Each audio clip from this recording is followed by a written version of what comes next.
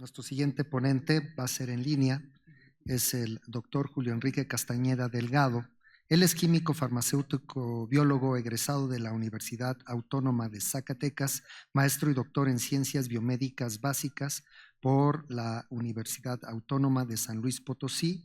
Es investigador nacional nivel 2 del SNI y miembro del programa Investigadores por México, adscrito a la Unidad de Investigación Biomédica de Zacatecas del IMSS. Fue Fulbright Visiting Scholar en la Escuela de Medicina de Harvard y en el Brigham and Women's Hospital, donde desarrolló proyectos en inmunología translacional. Ha publicado múltiples artículos científicos internacionales en revistas indexadas en inmunología, enfermedades infecciosas e inflamación, con miles de citas.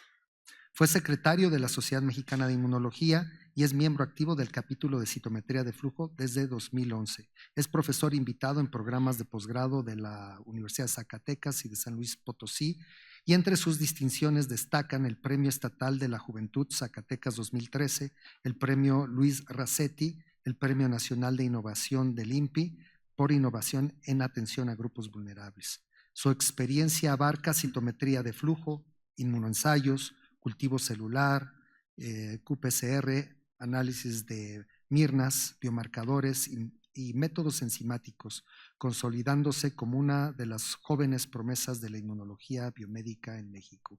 Bienvenido, Julio. Adelante.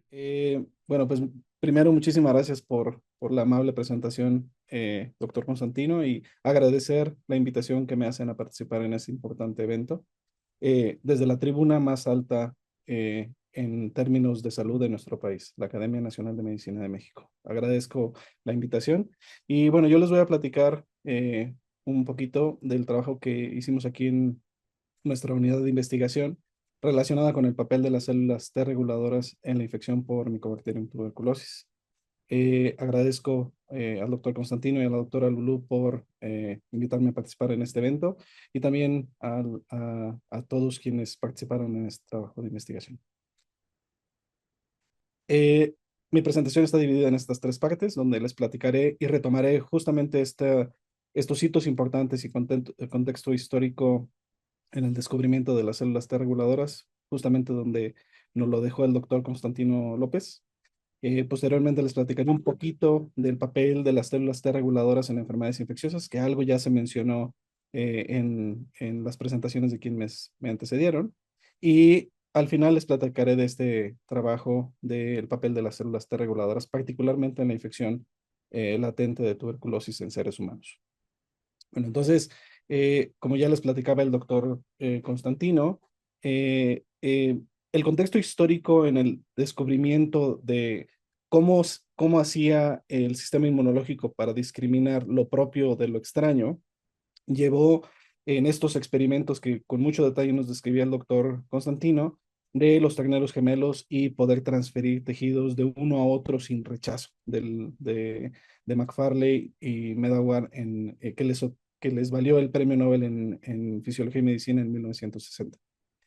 Este entendimiento, en realidad, a lo que llevó fue a entender un proceso inmunológico que se le ha denominado educación linfocitaria. Estos fenómenos de selección negativa en órganos linfoides en los primeros días post-nacimiento o en la etapa perinatal, claramente eran de muchísima relevancia para entender estos fenómenos. Sin embargo, no era lo único, dado que posteriormente, y como justamente aquí nos dejó el doctor Constantino contándonos la historia, los experimentos de Richard Gerson en Yale generaban este fenómeno en los ratones timectomizados, de rechazo y autoinmunidad en diferentes órganos y tejidos.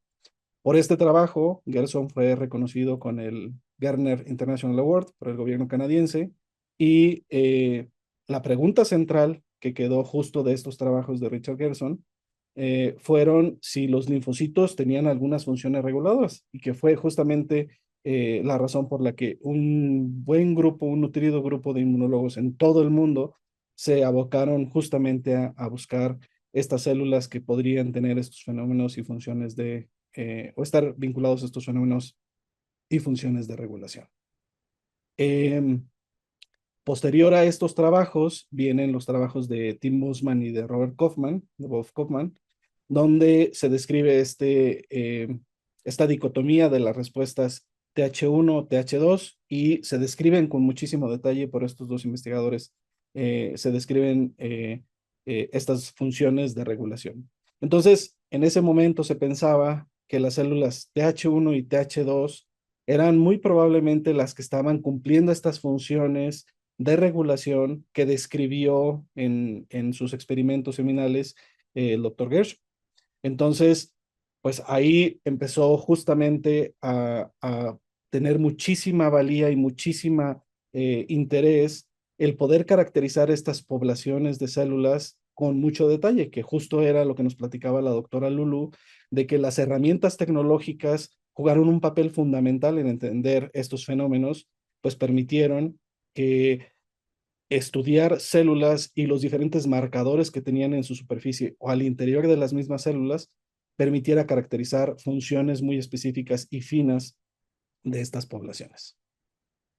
Viene justamente después de estos trabajos y de la caracterización de estas poblaciones y de las citocinas que producían estas células, este trabajo seminal del doctor Sakaguchi, que es uno de los laureados que nos reúne el día de hoy, en el que se describe este paper seminal donde se identifica este marcador de superficie de las células T, que es el CD25, y cómo este marcador identificaba una población de células que al eliminarla causaba o reproducía de manera muy semejante los fenómenos de autoinmunidad que había descrito el doctor Gershon. Entonces, pensábamos en aquel entonces, o se pensaba en aquel entonces, que justamente habían sido identificadas ya finalmente las células responsables de estos fenómenos.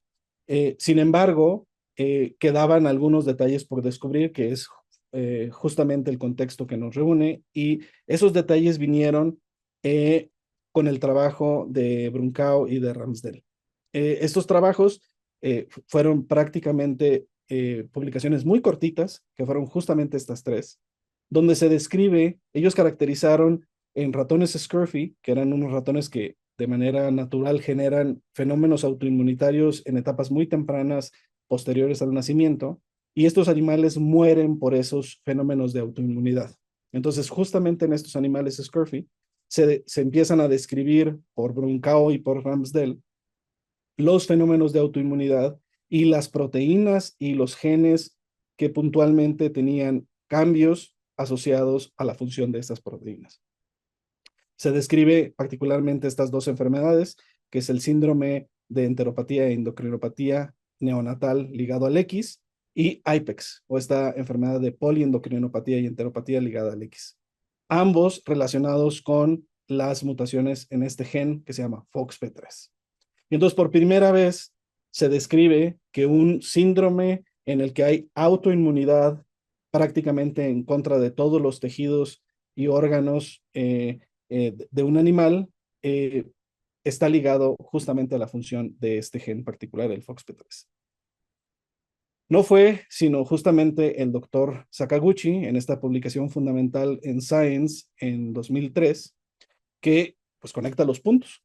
Y conecta los puntos porque aunque se había descrito que este gen fundamental FOXP3 estaba vinculado a la función o al fenotipo que se observaba en estos pacientitos que tenían estos síndromes autoinmunes, eh, no se conectaban los puntos. Es justamente el doctor Sakaguchi que en su célula CD25 que había descrito en 1995 en este paper del Journal of Immunology, vuelve a retomar esos trabajos, pero ahora buscando al FOXP3 particularmente en esta población. Y voilà, este es el momento eureka de que conjunta el trabajo de Ramsdell y de Brunkau con el trabajo previo del mismo doctor Sakaguchi, donde entonces en esta población CD25 la expresión del factor de transcripción FOXP3 es responsable de la estabilidad de estas funciones reguladoras que también ahorita nos describía la doctora Licona. Entonces, esto conecta los puntos y nos da muchísima precisión de que al sobreexpresar incluso FOXP3 mediante una transfección viral, las células CD4 pueden transdiferenciarse a células reguladoras o con funciones reguladoras, y esto es motivo de estudio en todo el globo los fenómenos asociados a la regulación por esta población celular. Bueno, entonces, y justo es lo que nos reúne, ¿no? Entonces, este cuerpo de trabajo de estos investigadores es lo que ha sido galardonado con el Premio Nobel de Fisiología y Medicina. Bueno, en la segunda parte de la charla les decía que estas células T reguladoras, pues obviamente no están aisladas y están en el contexto de coevolución entre los patógenos a los que estamos expuestos y justamente la respuesta inmunitaria del huésped que es parasitado o infectado por estos microorganismos. Y se han descrito diferentes poblaciones de linfocitos T reguladores asociados ya sea a infecciones virales, bacterianas, parasitarias, como ahorita nos ponía algunos ejemplos la doctora Licona, a micobacterias, etc. Pero casi todo esto había sido estudiado en modelos animales. No sabíamos si esto también era reproducible en sujetos, en humanos, y mucho menos en infecciones donde usualmente la inmunopatología está muy limitada, como es el caso de la infección latente por tuberculosis. Y aquí justamente quisiera conectar con el papel de estas células T reguladoras en la infección por tuberculosis como contribución de nuestro grupo al entendimiento de la función de estas células. Entonces, las células, el trabajo que les voy a platicar justamente es el papel de estos subpoblaciones de células T reguladoras. Ya nos platicaba la doctora Licona y la doctora Arriaga que hay diferentes marcadores que uno puede analizar para identificar estas subpoblaciones de células y estas células pueden además expandirse en contra o en respuesta a antígenos específicos de Mycobacterium tuberculosis in vitro y diferenciar grupos de individuos que tienen o no infección latente por tuberculosis. Solo un contexto rápido. Recordemos que la tuberculosis causa una alta mortalidad y morbilidad a nivel mundial.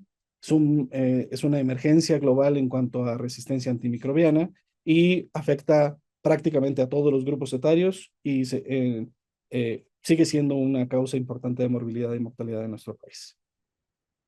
La infección por tuberculosis puede causar dos desenlaces fundamentales, que es la infección latente o la infección activa. Y en la infección activa se propaga la infección de una persona a otra, pero en latencia los sujetos pueden permanecer con la infección en sus pulmones durante muchas décadas de la vida y cuando el sujeto tiene alguna inmunosupresión por cambios nutricionales o inmunodeficiencia o diabetes, etcétera, patógeno se puede reactivar y causar infección. Entonces se estima que alrededor de entre un cuarto y un tercio de la población mundial tenemos infección latente por tuberculosis. Y de ahí que es uno de los reservorios de patógenos más grande que existe en cualquier patógeno sobre la faz de la Tierra.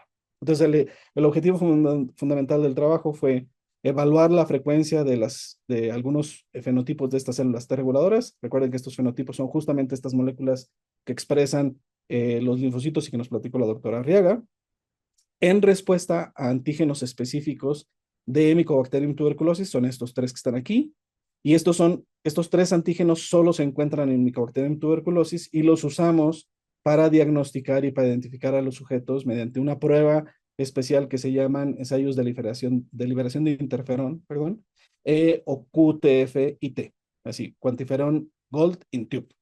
Bueno, este método se utiliza para diagnosticar a los sujetos, pero además utilizamos en México todavía la prueba de tuberculina. Y esta prueba de tuberculina ya se sabe que puede tener cierto porcentaje de valores negativos en sujetos o de falsos negativos, etcétera, dependiendo de la prevalencia de la enfermedad. Bueno, entonces, ¿qué hicimos aquí en el grupo de investigación? Se les realizó a los sujetos una prueba de tuberculina y también se les realizó una prueba de IGRA mediante el kit de cuantiferón InTube. Se les mide la induración y se diagnostica si a partir de la medición de la induración si son o no positivos a la infección latente. Y en el caso del ensayo de IGRA, pues estos sujetos y las células que fueron estimuladas en estos tubos se recuperan y analizamos las frecuencias de estas células T reguladoras en respuesta a la expansión por la presencia e incubación con los antígenos de micobacteria.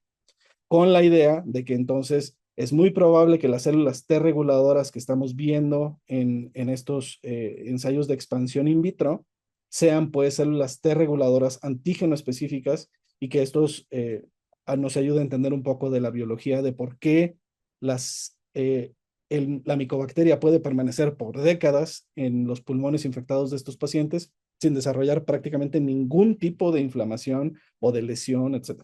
Entonces, creemos que esto era de relevancia fundamental para entender el fenómeno de tolerancia en la infección. Bueno, esta es la estrategia que utilizamos para identificar estas células. Eh, Como ven aquí está el FOXP3. Nosotros utilizamos dos marcadores adicionales al CD25 y al FOXP3, que fue CD39 y CD127, que fueron descritos posteriormente a esos trabajos seminales del doctor Sakaguchi. En esencia, tenemos entonces tres grupos fundamentales de pacientes, que fueron aquellos que eran concordantes negativos en tuberculina y en la prueba de IGRA, los discordantes en alguno de los dos, y los concordantes tanto en la prueba de tuberculina como en el IGRA. Y analizamos diversas variables clínicas en estos pacientes. Lo que observamos es que hay diferencias en las frecuencias de algunas de estas poblaciones. Estos son en células sin estimular. Esta es la primera lámina que les muestro, son células sin estimular. Y luego cuando las estimulamos, vemos diferencias en algunas poblaciones en particular. Vean esta, que voy a llamar su atención a esta gráfica de acá abajo, donde vemos que en particular las células FOXP3 positivas se incrementan en aquellos sujetos que tienen infección latente confirmada tanto por la prueba de tuberculina y de cuantiferón. Y vemos que estas poblaciones de células positivas permiten o permitirían en cierta medida distinguir entre estos sujetos. Como en el grupo nos enfocamos en biomarcadores, evaluamos el rendimiento diagnóstico de utilizar la frecuencia de estas poblaciones de células con fines de distinguir entre grupos de sujetos y encontramos que el rendimiento diagnóstico pues es muy alto, aunque sigue siendo caro, obviamente, caracterizar estas poblaciones por citometría con fines de diagnóstico o de identificación de grupos. Caracterizamos también las correlaciones con algunas variables clínicas y vemos una clara correlación entre los niveles de interferón en estos ensayos de liberación de interferón con las frecuencias de estas poblaciones de células FOXP3 positivas y CD39 positivas, como pueden ver aquí. Entonces, ¿qué podemos concluir de esto? Pues que la frecuencia de estas poblaciones ayuda a distinguir entre grupos de sujetos con infección latente por tuberculosis, que la estimulación con estos antígenos de MTB aumenta la frecuencia de estas células en estos grupos de manera in vitro o en estas expresiones in vitro, que puede ser una herramienta de discriminación y que además hay una correlación clara entre este fenómeno de estimulación y la frecuencia de las reguladoras. Y quisiera agradecer a la doctora Carmen Judith Serrano, a Jorge Trujillo, al doctor Roberto González, a la doctora Mariana Aide y al doctor Enciso, que fueron justamente los coautores de este trabajo. Y esta es una frase del doctor Sakaguchi, justamente en el contexto de cuando fue anunciado el premio, y él decía que nunca estuvo solo, que siempre hubo gente en todo el mundo que compartió ideas similares con él, y que él ve este premio como uno que representa a todas aquellas personas que han contribuido a esta investigación y al campo del estudio de las reguladoras al lado de él. Entonces, bueno, con eso les agradezco y muchísimas gracias.